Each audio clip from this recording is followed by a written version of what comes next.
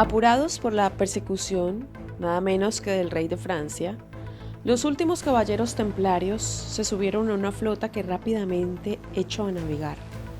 El rumbo era incierto. Lo importante era salir cuanto antes de los países en los que la Inquisición se abría paso a fuerza de torturas y hogueras. Los templarios habían pasado de ser una orden armada por el pueblo y protegida por el Papa a un grupo tildado casi de hereje. Parecían los caballeros andantes de una batalla que ya no los veía como héroes. Tierra Santa y muchos otros enclaves cristianos habían caído. Poco quedaba de los años de auge.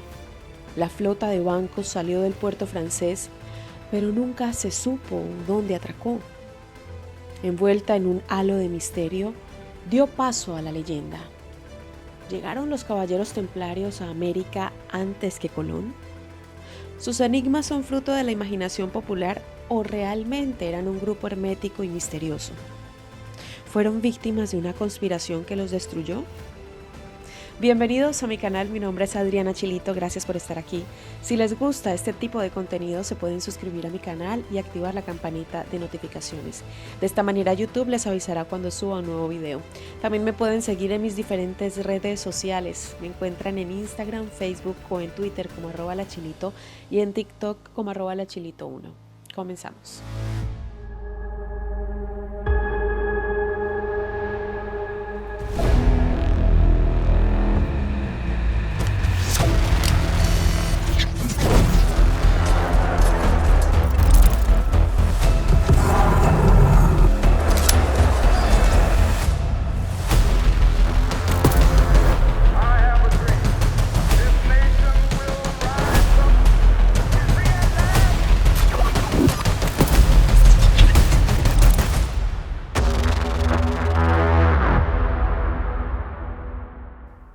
La palabra de Dios.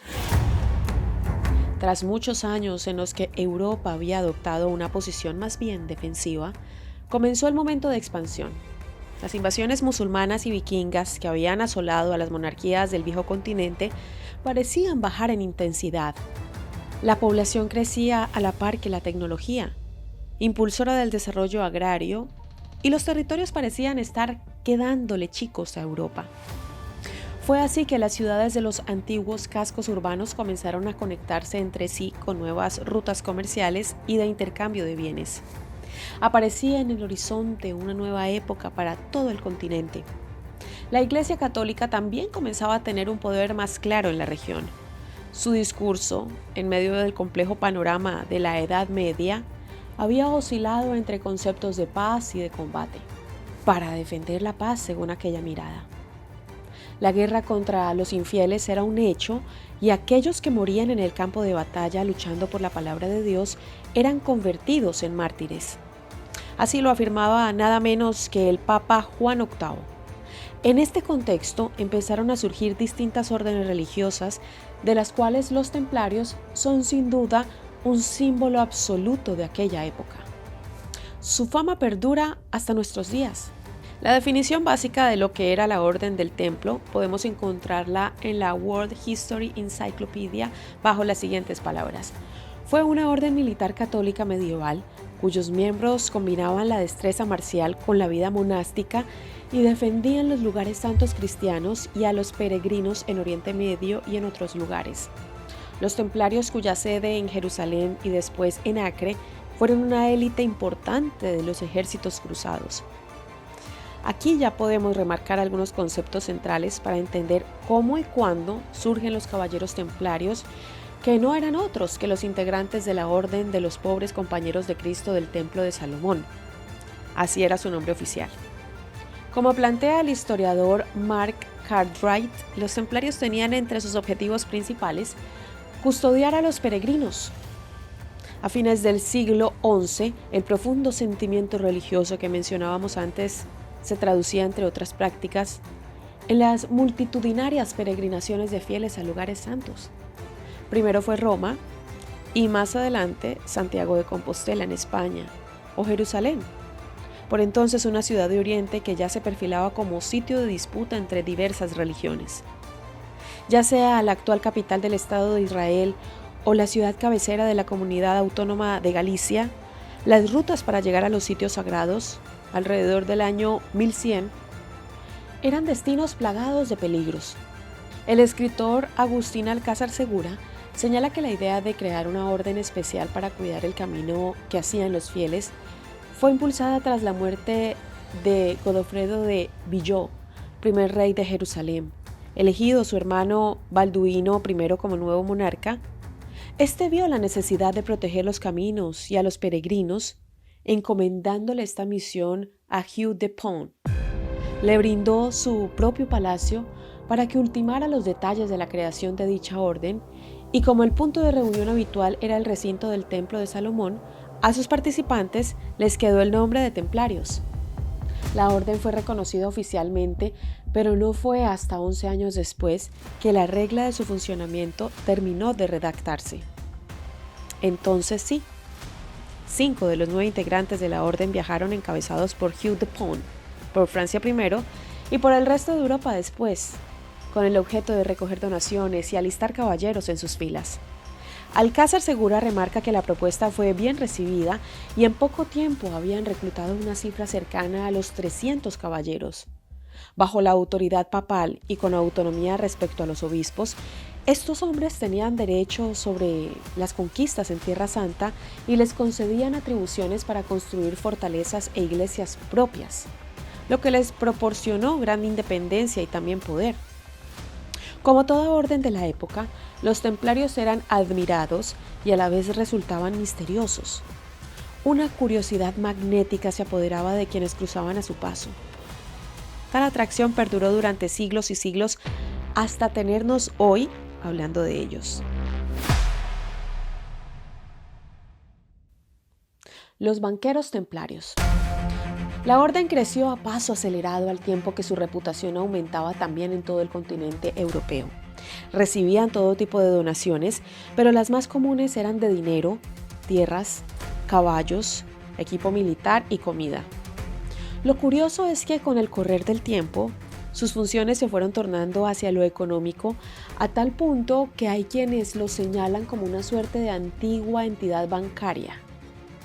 Cartwright nos da una pista sobre este aspecto y describe que los templarios también invertían el dinero en comprar propiedades que producían ingresos, con lo que acabaron poseyendo granjas, viñedos, molinos, iglesias, pueblos y cualquier otra cosa que considerasen una buena inversión.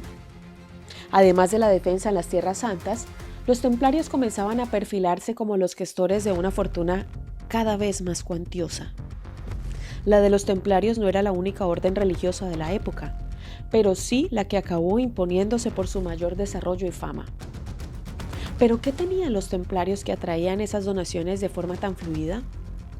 En un artículo publicado por National Geographic se analiza este aspecto bancarizado del universo templario y la periodista Marina Montesano destaca el carisma de algunos de sus miembros. En sus filas ingresaron personajes destacados de la aristocracia y además de donaciones cuantiosas, la orden tuvo fama por su eficiencia y honestidad. Esta última función del templo quedó de manifiesto en el asalto que el príncipe Eduardo, primogénito del rey Enrique III de Inglaterra, llevó a cabo el 29 de junio de 1263 contra la tesorería del Temple en Londres. Al frente de un séquito de hombres armados, forzó numerosos cofres y se llevó 1000 libras, un dinero que resultó pertenecer a mercaderes y varones ingleses que confiaron sus riquezas a ellos. A partir del dinero con el que contaban, los templarios realizaban distintas obras de caridad y especialmente prestaban ayuda a los peregrinos en sus larguísimas marchas por el continente. La gratitud de estos se traducía en nuevas donaciones y la rueda financiera seguía girando con fluidez. Tenían además distintas casas templarias distribuidas en Europa y Tierra Santa que hacían las primeras transferencias de dinero de un sitio a otro sin tener que mover una gran cantidad de dinero de un punto al siguiente. Muchísimo tiempo antes de que siquiera alguien pudiese imaginar el concepto de una banca virtual al alcance de un teléfono móvil o una página web, los templarios ensayaban un primer modelo de transferencias en pleno siglo XI. Fue en los 2 siglos posteriores cuando este sistema implementado por la Orden del Templo empezó a llamar la atención de los comerciantes europeos. Al mismo tiempo, la Iglesia no veía con buenos ojos algunas prácticas económicas que realizaba el grupo y en cierto punto se llegó a censurar el sistema de préstamos por considerarlos un acto de usura. Es decir, se sospechaba que en esas transacciones podía haber quienes se beneficiaran en exceso por los intereses que cobraban a las personas a quienes la orden les prestaba dinero. Los templarios, a su vez, tenían un nivel alto de gastos que crecía a la par de su popularidad. Debían mantener a los caballeros, sus escuderos, sus caballos. Solía ocurrir que cada hombre tuviera 4 animales, su armadura y el resto del equipo, situación que de a poco drenaba las finanzas de los templarios. La Enciclopedia Mundial de Historia también señala que tenían que pagar impuestos al Estado, hacer donaciones al papado, pagar diezmos a la iglesia, además de otros pagos a las autoridades locales, mientras que tenían que realizar misas y otros servicios. Esto no era nada barato. Todo esto sumado al paso del tiempo, la pérdida del control latino en Tierra Santa y la caída de San Juan de Acre. Esto hizo que la existencia misma de la orden quedase en duda. Era el comienzo del fin. Vamos a conocer en qué consistían las cruzadas. Fueron una serie de expediciones militares y religiosas que tuvieron lugar entre los siglos XI y XIII, en su mayoría en la región del Medio Oriente, aunque también hubo algunas que se dirigieron hacia otros lugares como la península ibérica. Estas expediciones fueron impulsadas principalmente por razones religiosas, políticas y económicas y se caracterizaron por la participación de europeos cristianos, en su mayoría católicos, en un intento por recuperar y defender tierras consideradas sagradas por los cristianos, especialmente Jerusalén y Tierra Santa, que estaban bajo control musulmán. Uno de los principales motivos de las cruzadas fue la religión. La Iglesia Católica llamó a la acción a los cristianos europeos para liberar Tierra Santa de la ocupación musulmana y proteger los lugares santos del cristianismo, como la Iglesia del Santo Sepulcro en Jerusalén. Además de los motivos religiosos, las cruzadas también estuvieron relacionadas con intereses políticos y económicos. Los líderes europeos vieron la oportunidad de expandir sus territorios y obtener riquezas a través de las conquistas en el extranjero. A lo largo de varios siglos se llevaron a cabo 8 cruzadas principales, con otras expediciones menores en diferentes momentos. A lo largo de estas cruzadas hubo éxitos y fracasos. A pesar de que los cruzados lograron establecer reinos cristianos en Tierra Santa durante algún tiempo, estas tierras finalmente cayeron bajo el control musulmán nuevamente. Las cruzadas dejaron un profundo impacto en la historia y la cultura europeas. Introdujeron a Europa nuevas ideas, tecnologías y productos, además de contribuir al fortalecimiento de las monarquías y el poder de la Iglesia Católica. Las cruzadas tuvieron consecuencias duraderas en las relaciones entre cristianos y musulmanes en la región del Medio Oriente. En resumen, las cruzadas fueron una serie de conflictos armados y movimientos militares de importancia histórica que involucraron a europeos cristianos en un esfuerzo por controlar o reconquistar Tierra Santa y otros territorios. Estos eventos tuvieron un impacto profundo en la historia europea y en las relaciones entre las religiones cristiana y musulmana en la región del Medio Oriente. Esto lo menciono porque va a ser importante en el tema de la conspiración de los caballeros templarios. La historia de los templarios comienza a declinar cuando justamente las cruzadas también se perfilan a ser cosa del pasado. Estas guerras religiosas se extendieron aproximadamente desde 1096 hasta 1291 y estuvieron fuertemente impulsadas por la Iglesia Católica, que en plena Edad Media buscaba recuperar Tierra Santa de las manos del Islam. Como alternativa a Jerusalén, Acre fue la base de operaciones principales de los cruzados durante mucho tiempo. El periodista Julián Elliot escribió para La Vanguardia que el devenir de San Juan de Acre, como fue rebautizada por los cruzados durante ese siglo exacto, ilustra el pulso de las campañas militares que rediseñaron la Edad Media con la lanza en una mano y la cruz en la otra.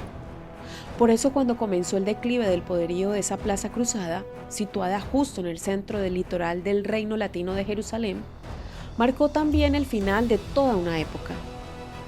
La muerte de Conrado III o Conradino, rey de Jerusalén, desató un conflicto entre los sucesores y los coletazos de ese conflicto afectaron a Acre. El 18 de mayo de 1291, los musulmanes tomaron San Juan de Acre. Al acabar el verano, en agosto, no quedaba un solo dominio cristiano en Tierra Santa. Las cruzadas concluidas pasaban a la historia y los estados latinos de Oriente se habían esfumado para siempre. Lo siguiente fue la confirmación de que los templarios ya pasarían a ser solo parte de los libros de historia. El rey de Francia, Felipe IV el Hermoso, decidió que ya era tiempo de poner fin a esa orden. Así lo relata National Geographic. La táctica que siguió fue similar a la que ya había empleado con éxito contra el Papa Bonifacio VIII.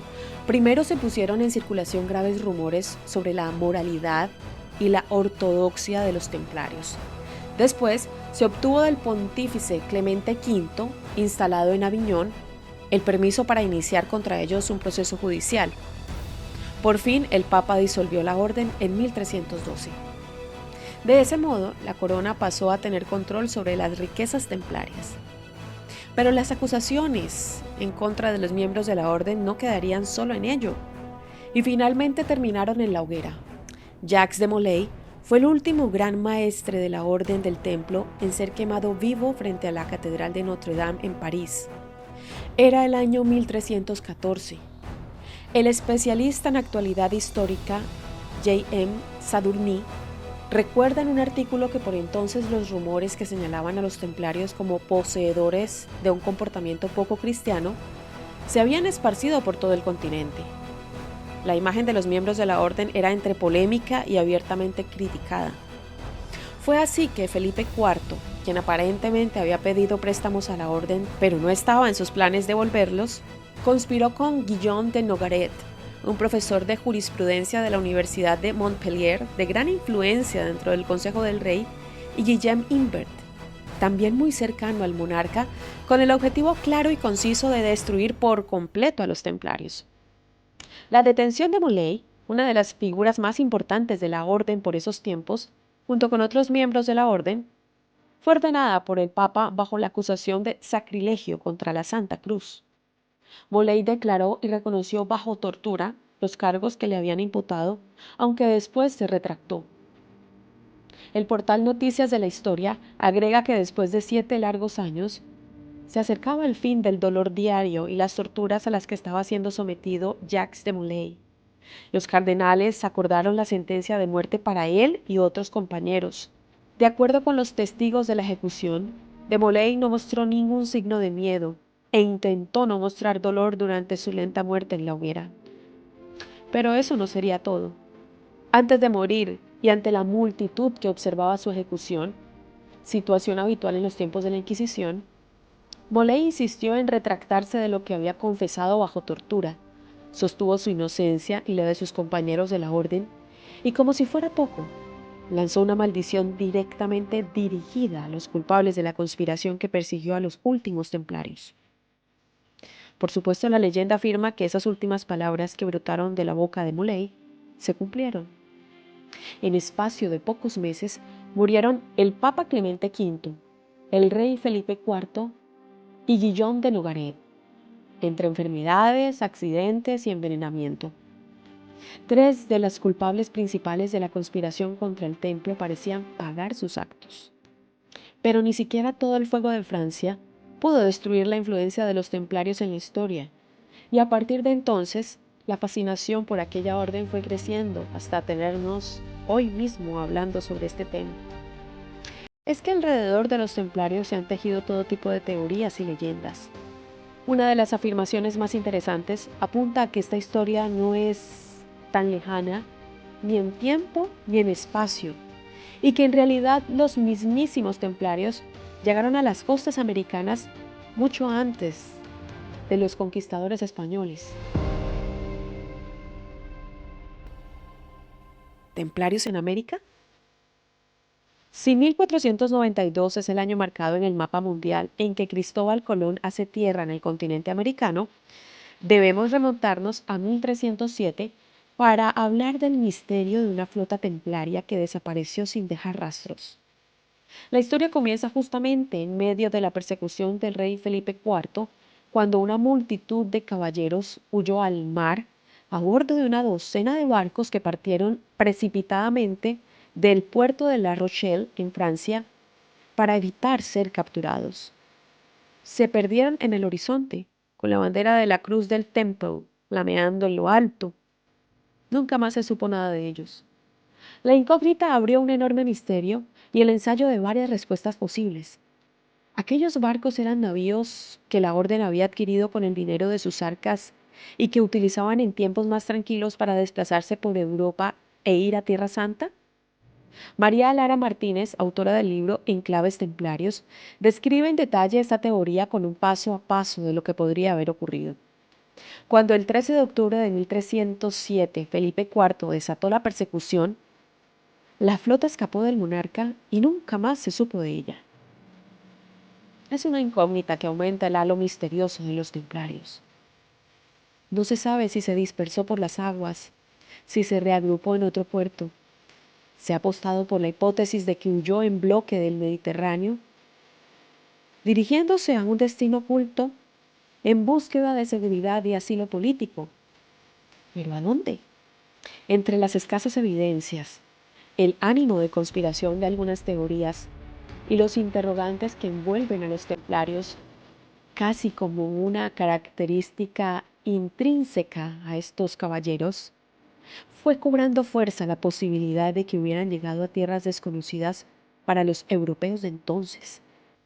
Las posibilidades que se barajan son muchas, desde que hayan encontrado asilo en Portugal, que atracaran en Escocia o prefirieran refugiarse en Sicilia. Pero la de América suena como la más aventurera, romántica y épica. María Lara Martínez cuenta que esta teoría sugiere que pudieron cruzar todo el océano Atlántico y llegaron hasta el nuevo continente 100 años antes que Colón.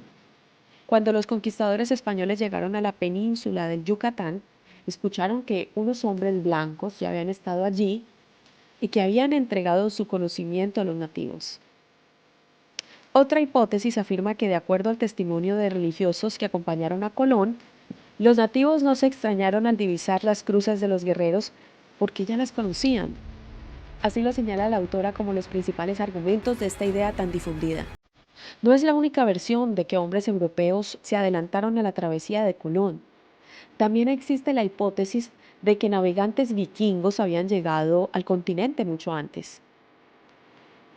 El canal History ha tratado este tema en muchas ocasiones y remarca que los mayas adoraban a Kukulcán, un dios blanco y barbado que podría estar inspirado en el avistamiento de viajeros de esas características tiempo antes de que lo hiciera el genovés. A veces esta hipótesis va más allá y plantea la idea de que los templarios llegaron a nuestro continente por casi designio, buscando nada menos que el Santo Grial. Sobre esta posibilidad, aún más ambiciosa, y que muchos investigadores tildan directamente de una fantasía, un documental de History Channel aventuró incluso que el legendario recipiente podría haber estado en la Patagonia. Bajo el título Templarios de América, la producción del documental adelantó al diario El Espectador. Son muchas las teorías, hipótesis e incógnitas sobre dónde se encuentra el Santo Grial. Sin embargo, varios investigadores señalan América. Se dice que muchas sectas y hasta los nazis conocían esta historia, por lo que Adolf Hitler hizo lo indecible por encontrarlo en Latinoamérica, pues creía que sería la clave para el nacimiento de una nueva humanidad.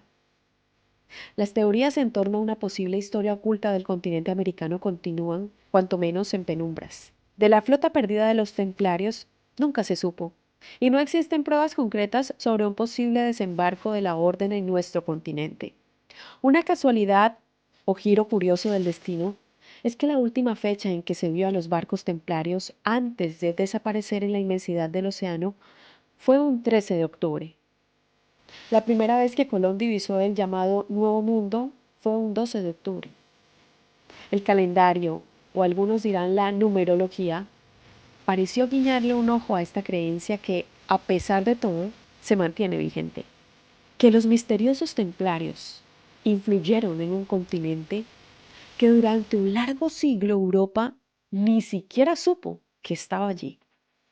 A pesar de la controvertida historia de los caballeros templarios y su supresión en el siglo XIV, su legado ha perdurado y ha inspirado una serie de homenajes, representaciones en la cultura popular y organizaciones que se inspiran en su imagen.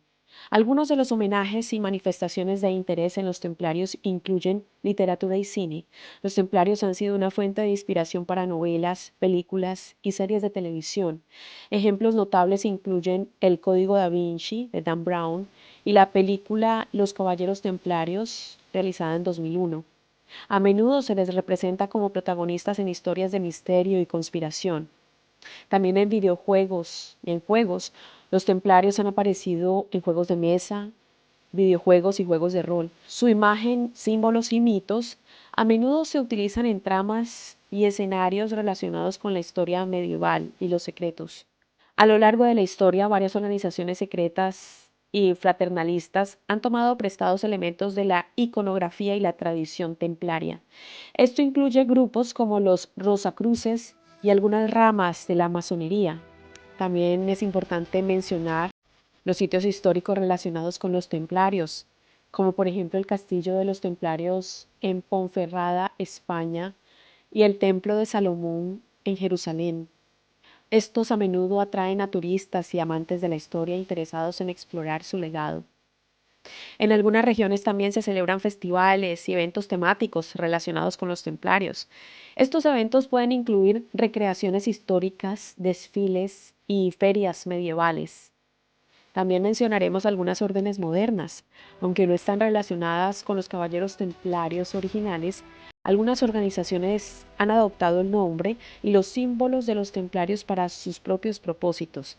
Estas a menudo se centran en actividades filantrópicas y caritativas. Es importante destacar que la mayoría de estos homenajes y manifestaciones en la cultura popular no pretenden representar con precisión la historia real de los caballeros templarios, sino que se basan en la imagen romántica y misteriosa que han evolucionado a lo largo de los siglos. La Orden de los Caballeros Templarios históricos y sus actividades siguen siendo un tema de estudio e interés en la historia y la arqueología, y su legado continúa intrigando a muchas personas en la actualidad.